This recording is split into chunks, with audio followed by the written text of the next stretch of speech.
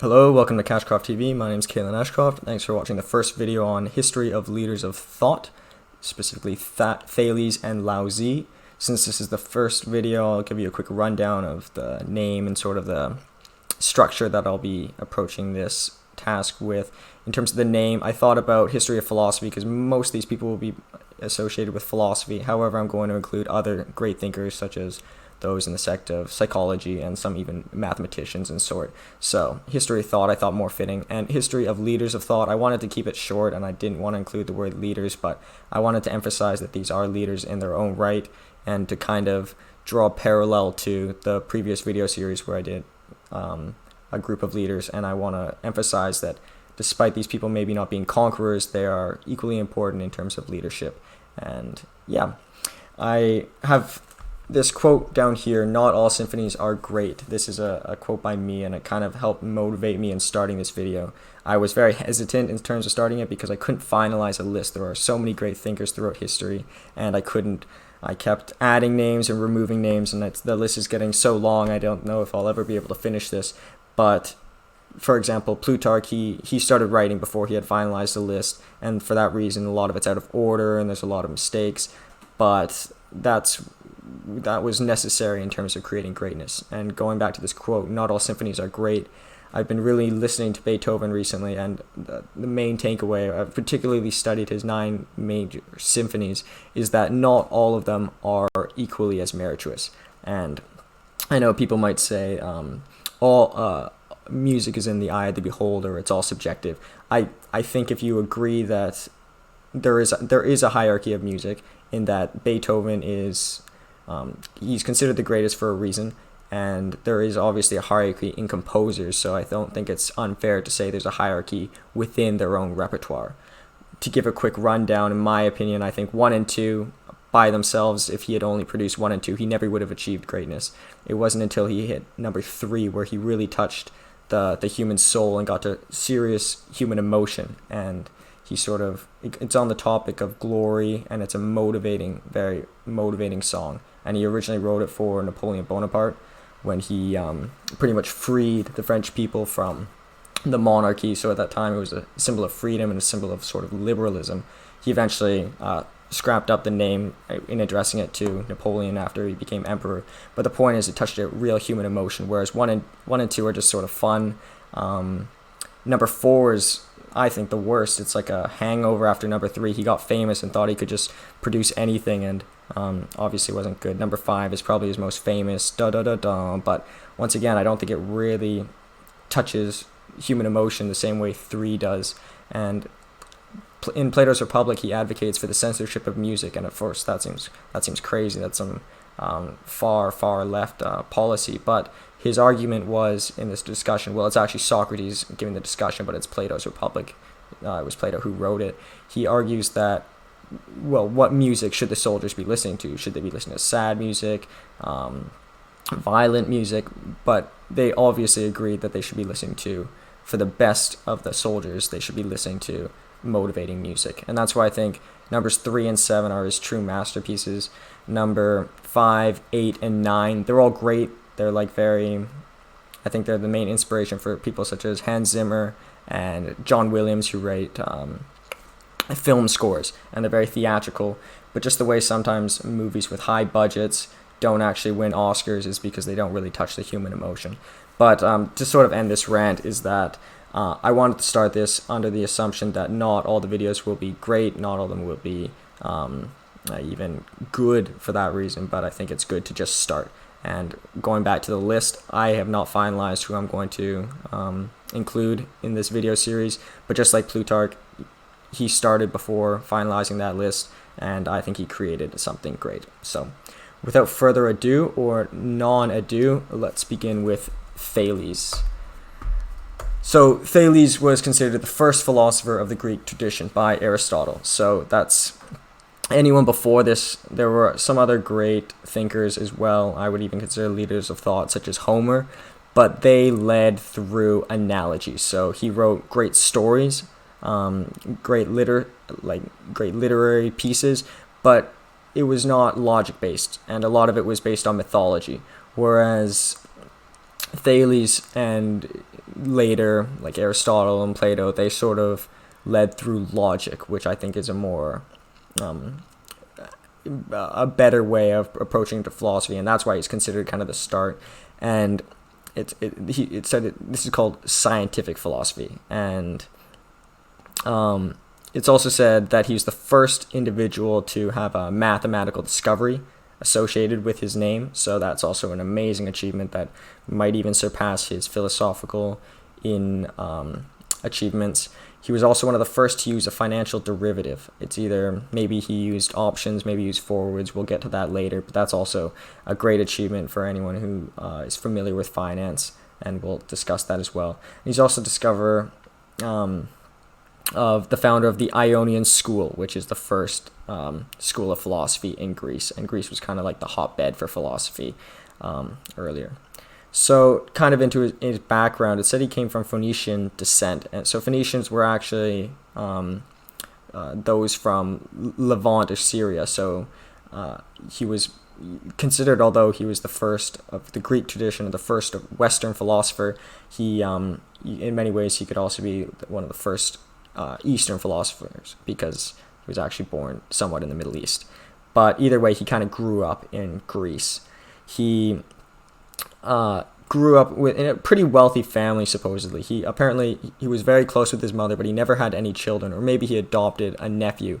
But when he was too young, he always told his mother that he was too young to have a son, and then when he got too old, he said he was too old to have a son. So probably his logical thinking got the better of him in that regards, in terms of reproductive success. But since he came from a wealthy family, he was able to train in Egypt. And in Egypt, he associated very well with the mathematicians. It's said that he was very familiar with right triangles and triangles, so he was able to measure the height of a pyramid. And so what he would do is he would stand away from the pyramid, and when he would look at his shadow, and when his shadow was exactly equal to his own height, he would calculate the height of the shadow of the pyramid. So this is a study in right triangles, for example. So if obviously your shadow equals your height, then it's a right triangle, right? The two sides equal. And then if that is true, the same applies to the pyramid. So it was an abstraction, and this predated Pythagoras by 30 years, so far above his own time. And this is 300 years before Euclid's Elements, which is probably the first mathematical textbook. So this is profound, well beyond its time.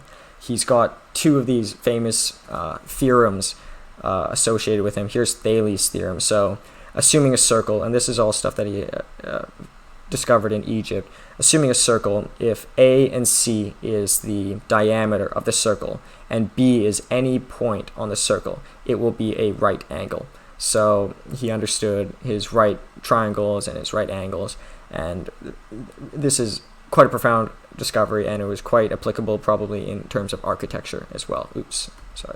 In terms of his other Thales intercept theorem, which is something he was maybe not the discoverer of. It could have actually been another some individual in Egypt, but it's associated most with his name. So as we'll sort of see with our next individual, a lot of times as people I think the quote is, this is actually, I think, from the Bible, it's that for those who have everything, more will be given, and for those who have nothing, all will be taken. So as he got super famous, more and more things sort of got attributed to him. But either way, so this is that it's a study of lines, in that the theorem is that, for example, the ratio here, and assuming these two are parallel, the ratio of DE over BC is equivalent to the ratio of AE over AC.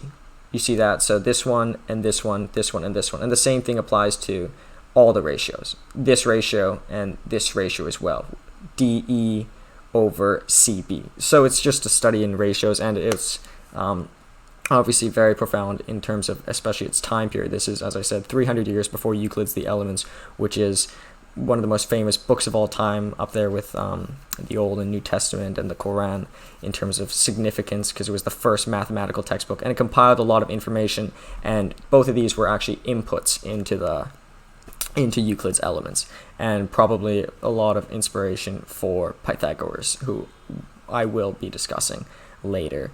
In terms of his actual philosophy, unfortunately, he didn't actually achieve any writings. He was also a great astronomer.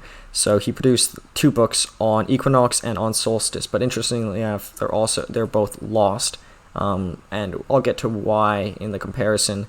But he also, it said, he discovered Ursa Minor, which is a star pattern, and he believed it could be used to direct ships, which is obviously a great, profound. I don't think it was necessarily his idea, but it was a great tool that probably helped a lot of Greeks at the time.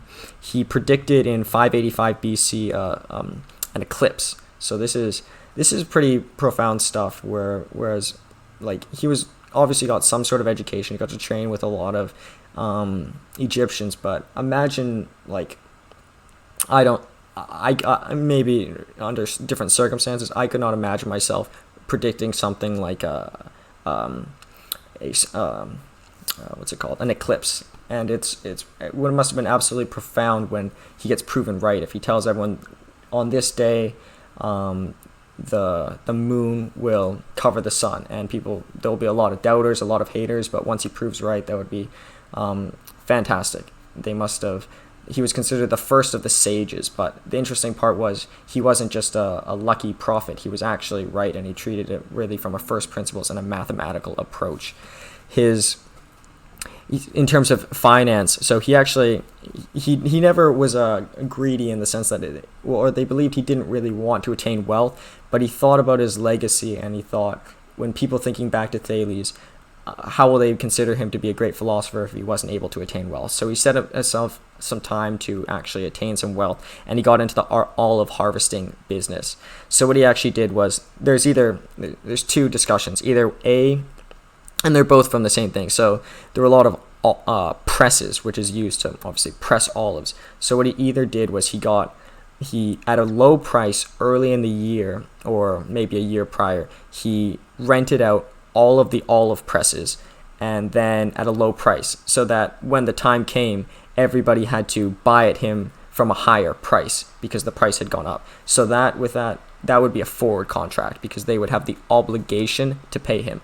The other alternative is that he bought some of the olive presses and then charged a higher price, which would have been an option, where it's the option to buy from him. But either way, it's one of the first uses of a financial derivative, because both forwards and options are derivatives. So both very intelligent, and obviously he made a lot of money from this. So he did have a little bit of political significance, and most of it was pertaining to peace.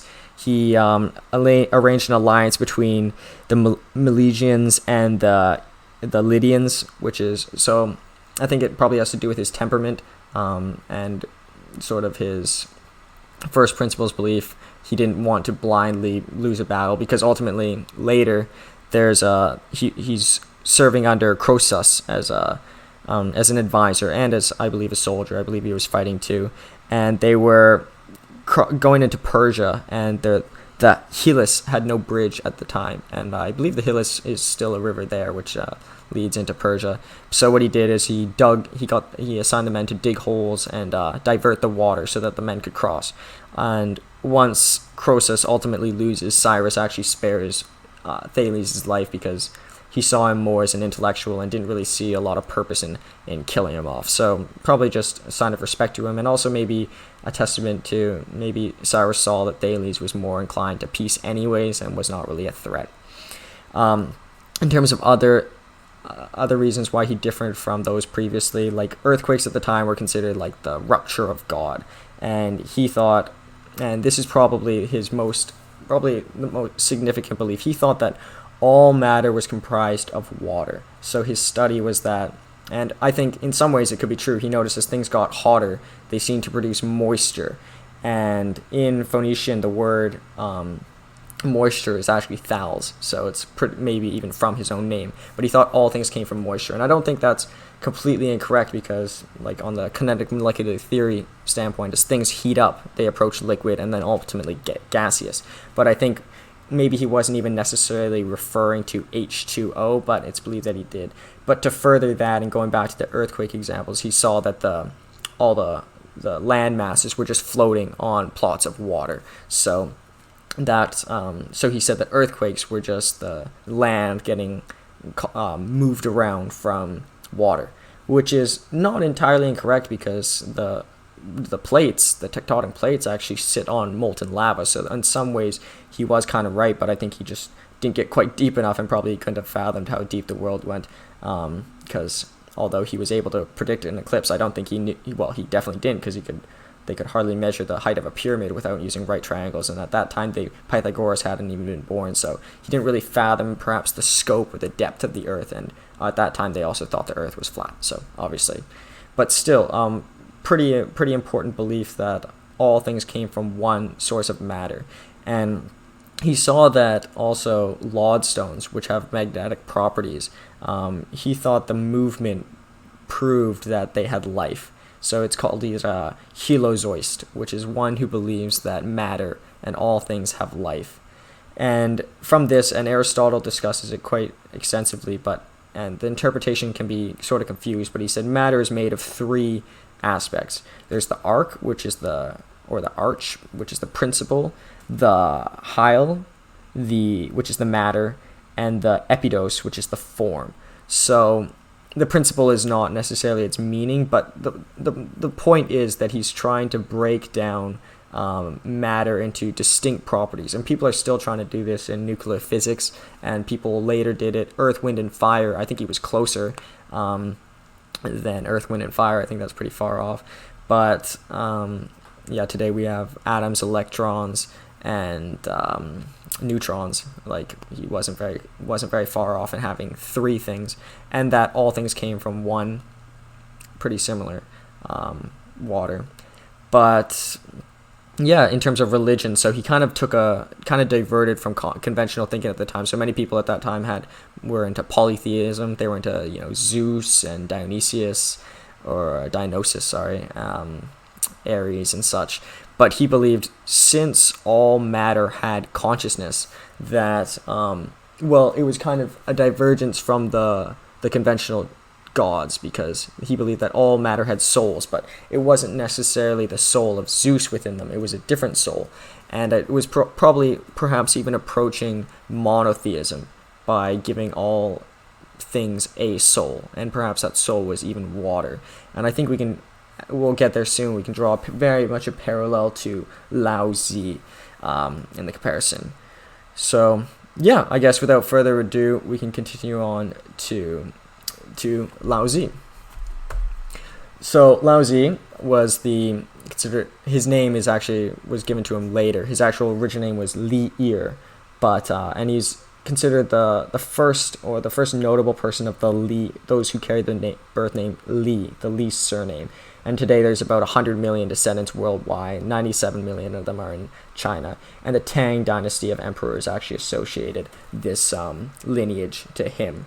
So he was most famous for writing this book called Tao Te Ching, or the Founder of Taoism.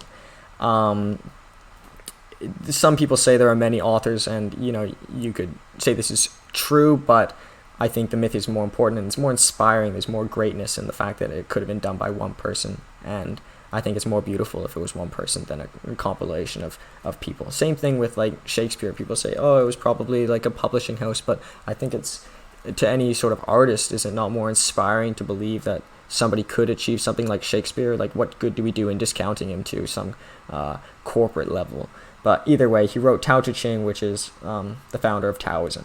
And in terms of his history, he was the keeper of archives for the royal court of the Zhou dynasty, with the Z-H-O-U, Zhou dynasty, which was between the Shang dynasty and the Qin dynasty, and it was the longest lasting dynasty of all time. But since he was the keeper of the archives, he was given access to the manuscripts of the Yellow Emperor, who was considered the first emperor of the Chinese. So these are very old documents. This could be myth. Maybe these documents didn't exist, because even in Laozi's time, the writing was pretty new, and paper was pretty new. But either way, they wanted to sort of give him some kind of religious significance, and I think it's nice, and I think it adds to his whole aura. But apparently he came from some small village one little anecdote I'll just include to talk about a little bit of his temperament, but then we'll get to the main discussion. He had this son named Zong, and he abandoned his son, or his son somehow maybe left him, either way, but his son would always became a pretty famous warrior, and he was known for always abandoning the corpses and not giving his enemies the corpses of his proper burial or anything like that. But he told his son that if he doesn't bury them, they will come back for revenge, and from then on, Zong was convinced, and he would always bury his enemy. But it was just it's a discussion of his influence on peace. And I think that's important. That's very much central philosophy in his beliefs. To talk briefly about Taoism, and then we'll get to the. I'll actually go into discussing some of the chapters. It's sort of like a state of nature rather than action. Wu Wei is a state that one wants to get into, which is a state of non-action. And it differs from Confucius, and I'll talk about Confucius in another video, in that it had no real rituals or no social order. It was sort of just a state of being. And interestingly enough, when he ultimately dies, it's said that he goes off west, which is symbolic for his death. And here's a picture of him actually supposedly going off west. It's said that he maybe became Buddha. That maybe it's the same person. Obviously, I like to believe in a lot of the myths, but I think the time gap is a little bit extreme for this one. But who knows? The point was that their philosophies, but the philosophy of Buddhism and Taoism are very similar at their roots. So the last thing, it's also could be called Taoism, which is that the whole universe has a rhythm. And to this day, Taoism is still one of the 5 major religions in China. So it's just a testament to his great legacy. So it's, I guess, lastly, it's more, it's considered, he's more of an ethics person. He's not a creator. Even though Taoism is considered a religion, there's very little discussion on gods or anything like that. They do talk about a soul, but for the most part, it's ethics. In terms of the approach to this, I think the best way to really learn about Laozi is to maybe go through some of the chapters. There's I think I'll read some out to you actually. So, there was something formless and perfect before the universe was born. It is serene, empty, solitary, unchanging, infinite, eternally present. It is the mother of the universe. For lack of a better name, I call it Tao. It flows through all things, inside and outside, and it returns to the origin of all things. The Tao is great. The universe is great. Earth is great. Man is great. These are the 4 great powers. Man follows the earth. Earth follows the universe follows the Tao follows only itself. So this one is chapter 25. I think it's just a really good summary of what Tao is. It's sort of like an inner feeling that sort of connects all things. It connects one with the universe, it connects one with the earth, and it connects man to man. It's sort of like, and I think it's really interesting, and I like that it's comparing this with Thales, because Thales believed in water connecting all people, but it's still one sort of thing, one essence connecting all people. Next one I'll go to, nothing in the world is softer or weaker than water. Yet nothing is better at overcoming the large and strong. This is because nothing can replace it, that the weak overcome the strong, and the soft overcome the hard. Everybody in the world knows, but cannot put into practice. Therefore, sages say, the one who accepts the humiliation of the state is called its master. The one who accepts the misfortune of the state becomes the king of the world. The truth seems like the opposite. So this one is basically saying the best way to fight something, like to fight something strong, is to be soft or to be weak. And he says, the closing line is, the truth seems like the opposite. I also like it because Bruce Lee, he says, be like water, because water, when you hit it, is very hard, but it's very soft and very fluid. But it also is a parallel to Thales. But the point is that he was very into pacifism, and the last 4 lines really outline this. The one who accepts the humiliation of the state is called its master. So sort of just let the state do its thing, and you will reach enlightenment by non-action, and that's Wu Wei, non-action. So the one who accepts the misfortune of the state becomes the king of the world. So kind of ignoring what's going on, but following the Tao and really delving into your own personal self is the best approach. And be like water, be dynamic, be soft. And I guess the main takeaway ultimately is to be rigid. People will shatter. If you're like a concrete brick and the state attacks you, you'll be crushed. But if you be like water, you'll be dynamic. And I think that's a cool one, a very good parallel to Thales as well. Another one, this is one of my favorites. He who stands on tiptoe doesn't stand firm. He who rushes ahead doesn't go far. He who tries to shine dims his own light. He who defines himself can't know who he really is. He who has power over himself can't empower himself. He who clings to his work will create nothing that endures. If you want to accord with the Tao, just do your job, then let it go.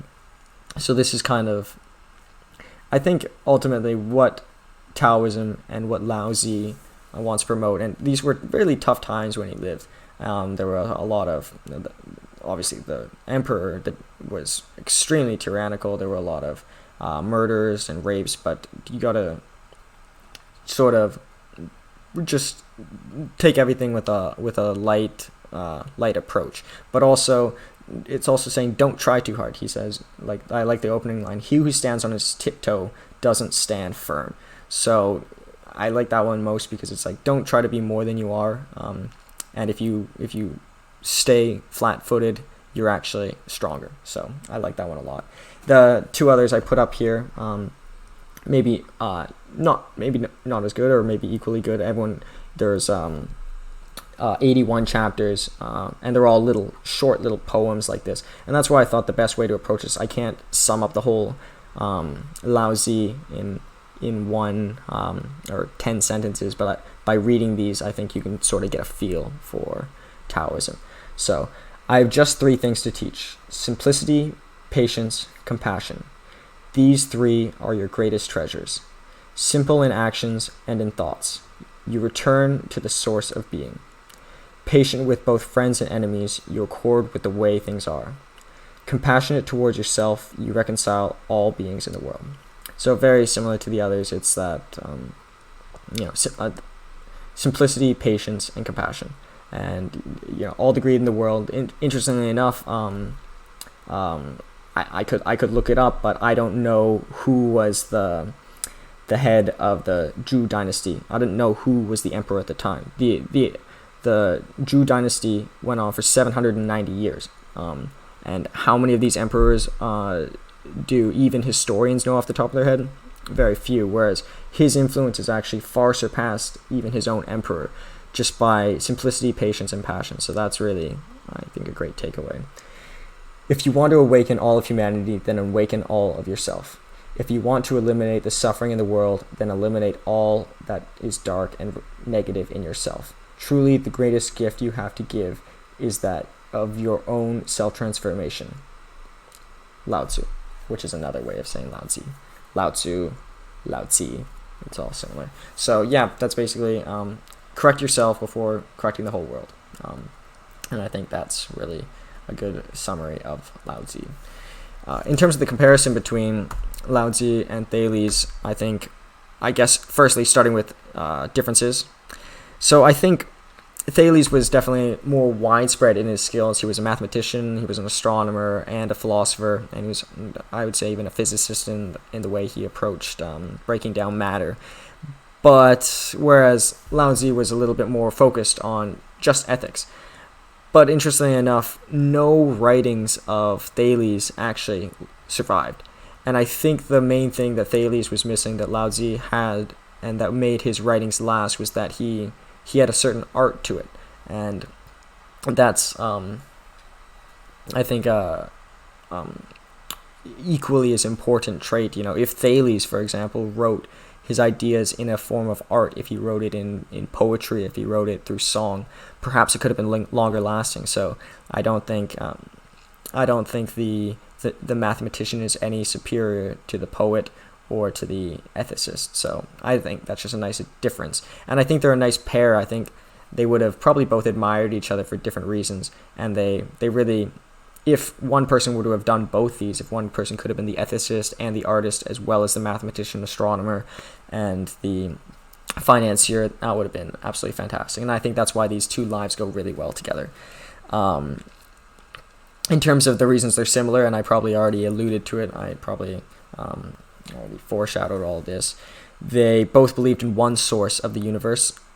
Thales believed in water or some sort of liquid, some sort of moisture, Thales, and Laozi believed in the Tao, so one source of the universe.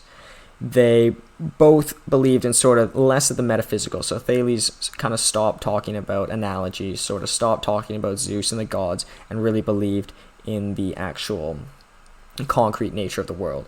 And similar with Laozi, he doesn't really talk about dragons or anything fake like that. Or who knows, dragons could have been real. I don't want to be take too hard of a stance on that, but I believe it unlikely, as we haven't found any bones. But he sort of believed in like first principles as well. They both were sort of physics standpoint. These are like everything he says is true. I think they're all facts, and that's just the way they sort of approach both their beliefs. And And I guess the last thing is they were both sort of firsts, and that's why I think it's nice that they're the first video that I'm starting this series with. Thales was the first of scientific philosophy, and Laozi was the first of Eastern philosophy. So thank you so much for watching this video. I hope you enjoyed it, and I hope you watch the next one and perhaps even some of my earlier videos. Thanks so much. Bye.